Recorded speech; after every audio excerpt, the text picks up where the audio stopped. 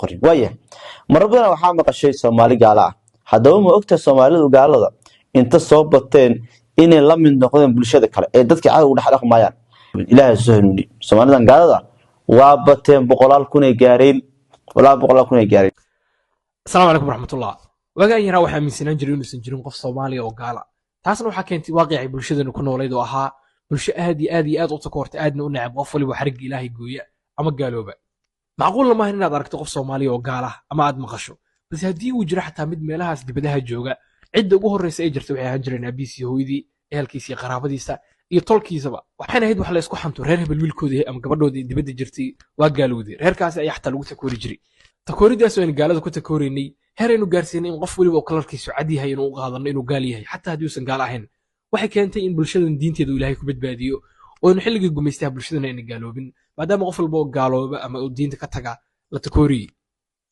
laakiin waayadan dambe waxa baraha bulshada gaar ahaan TikTok aad ugu soo batay Soomaali badan oo gaala ah iyo qaar badan oo gaalnimadooda qarsanaya balse isku dayay inay duraan oo xumaan u sameeyaan diinta Islaamka arrinta laakiin isbedeshay waxay tahay halkii waagi hore laga faquuqi jiray laga goyn jiray hadda waa la soo dhaweeyaa oo loo sacbatoma midkiina waxa ku xiran ilaa iyo dhowr boqol oo kun oo dada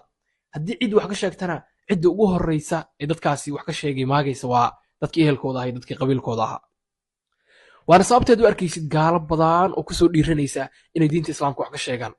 oo weydin dam waxa baraha bulshada Soomaalida aad ugu soo batay dad Soomaali ah oo Soomaali kula sheeganaya haddana diinta Islaamka duraya sababtoo waxay og yihiin in qabyaalad lagu difaaciyo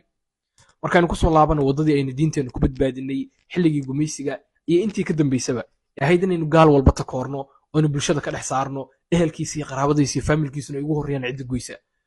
marka gaalada hal la gooyo yaana lagu xiran hadii uu soo baxo qof diinta ka difaaciyo kuwaasi kuwa kabaqaadkooda ahay iyaga commentiga soo gali waxaana soo qorayaan oo khawaarij marka anu khawaarijna ka midihi waana kilaab ahlu naar dadkana iyaga ugu nacbay marka aad baan salaam ya saaxiibayaal assalamu alaykum warahmatullahi wabarakatuh diintana hal la difaaco gaaladana hal la gooyo